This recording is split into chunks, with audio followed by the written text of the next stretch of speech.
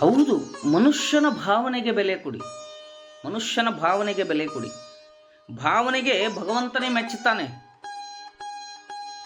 ಯಾವುದನ್ನು ನೋಡಲ್ಲ, ಭಾವನೆಗೆ ಭಗವಂತ ಮೆಚ್ಚುತ್ತಾನೆ. ಉದಾಹರಣೆಗೆ ಕಾಳಹಸ್ತಿಯಲ್ಲಿ ಒಂದು ಶಿವನ ಮಂದಿರ ಇದೆ. ಬೇಡರ ಕಣ್ಣಪ್ಪ ಅಂಥೇಳಿ ಆಗೋದ್ರು. ಕಣ್ಣಪ್ಪ ಏನು ಮಾಡ್ತಿದ್ದ, ಸ್ವರ್ಣಮುಖಿ ನದಿಯಿಂದ ಬಾಯಲ್ಲಿ ನೀರು ತುಂಬಿಕೊಂಡು ಶಿವನಿಗೆ ಅಭಿಷೇಕ ಮಾಡ್ತಿದ್ದ. ಅವನಿಗೆ ಶಿವನ ಪೂಜೆ ಅಂದ್ರೇ ಗೊತ್ತಿರಲಿಲ್ಲ, ಆದರೆ ಭಾವನೆ ಭಕ್ತಿಯಿಂದ ತುಂಬಿತ್ತು.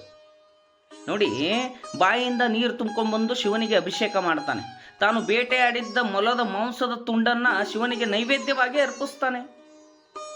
ಬೇಟೆಗಾರ ಅವನು, ಬೇಡರ. ತನ್ನ ಬೇಟೆಯಾಡಿದ ಮೊಲದ ಮಾಂಸದ ತುಂಡನ್ನು ನೈವೇದ್ಯವಾಗಿ ಇಡ್ತಾನೆ ಶಿವನಿಗೆ. ಆವಾಗ ಶಿವ ಪರೀಕ್ಷೆ ಮಾಡ್ಬೇಕಂತ ಹೇಳಿ ಏನು ಮಾಡ್ತಾನೆ, ಒಂದು ಲಿಂಗದಿಂದ ಒಂದು ಕಣ್ಣಿಂದ ರಕ್ತ ಹರಿಯುತ್ತೆ. ಲಿಂಗದಿಂದ ಒಂದು ಕಣ್ಣಿನಲ್ಲಿ ರಕ್ತ ಹರಿಯುತ್ತೆ. ಬೇಡರ ಕಣ್ಣಪ್ಪ ತನ್ನ ಬಾಣದ ಸಹಾಯದಿಂದ ಒಂದು ಕಣ್ಣನ್ನು ಅರ್ಪಿಸ್ತಾನೆ ಶಿವನಿಗೆ.